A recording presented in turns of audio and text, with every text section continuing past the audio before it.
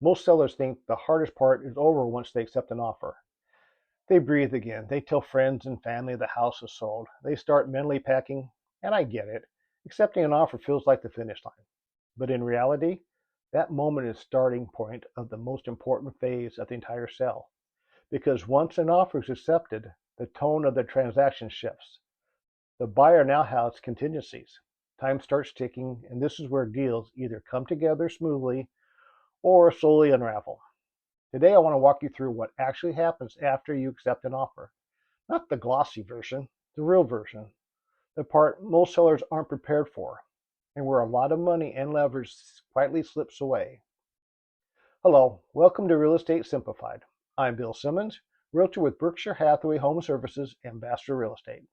Real talk, real advice, real estate simplified. Here's the first thing every seller needs to understand. Accepting an offer does not mean the deal is done. It means you have an agreement, not a guarantee. From this point forward, they're protected in ways they weren't before. They can inspect the home, they can renegotiate, and in some cases, they can walk away with minimal consequence. Meanwhile, the seller often relaxes. That's where problems start. Most deals that fall apart don't fail at the offer stage. They fail after inspections.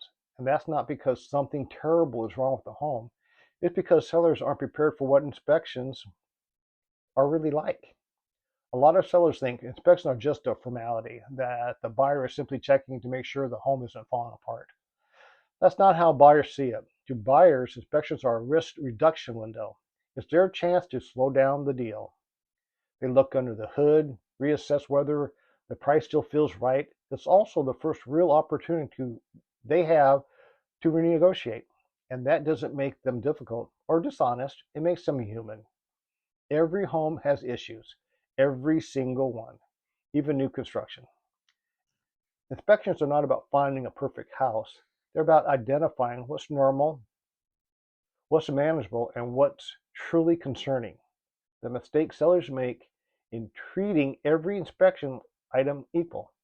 They get a report that's 30 or 40 pages long, and suddenly they feel like the house is failing. They panic, they assume the buyer is going to walk, and they start giving things away just to keep the deal alive. That reaction is understandable and expensive. Most inspections fall into three broad categories, even though they're not labeled that way on the report. There are safety issues, things like electrical hazards, structural concerns, active leaks, fire risk. Those deserve attention and should be taken seriously. Then there are functional issues. Systems that work but not perfectly, aging HVAC components, older roofs, plumbing that's doing its job but showing wear.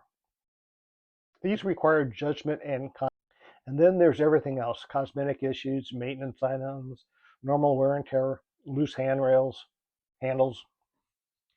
caulking, small cracks, things that exist in almost every lived-in home. Sellers get overwhelmed because those three categories they're all mixed together and no one slows the conversation down. There's something important to understand. When buyers submit a repair request, they're almost always asking for more than they expect to receive. They are creating room to negotiate. They're not issuing ultimatums. This is where sellers misread the situation. They see a long list and think, if we don't agree to this, the deal is dead. So they rush to concede. They approve repairs or credits immediately without strategy, just to make the problem go away. That instinct can cost you thousands of dollars. Negotiation doesn't mean stubborn. It means being thoughtful. When you give too much quickly, you signal fear.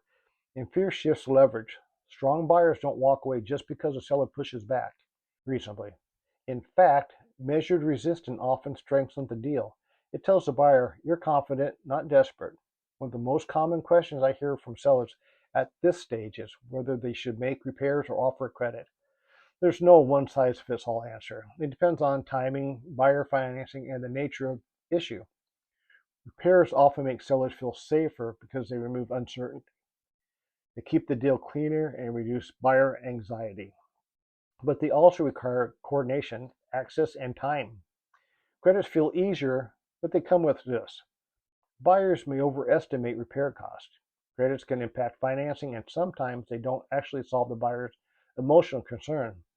They just shift it.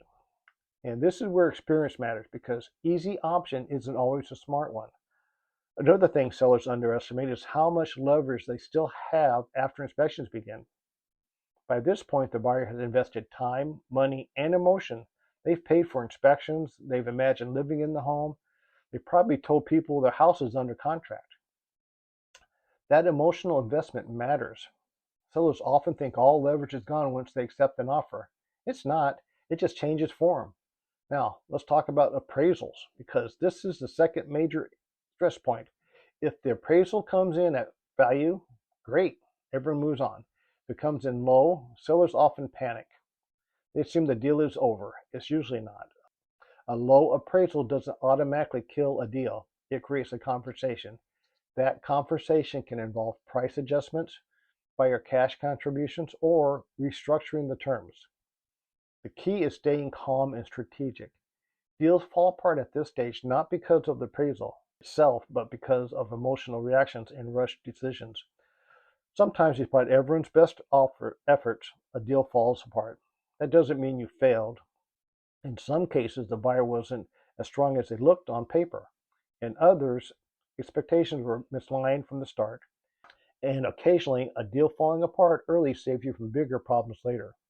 Experienced sellers understand this. They don't attach their identity to a single buyer. They focus on outcomes, not ego. Before inspections even begin, I prepare sellers for all of this. We talk about what's normal, what's negotiable, and what's not. We identify red lines in advance so decisions aren't made emotionally under pressure. Preparation prevents regret. Selling a home doesn't end when you accept an offer.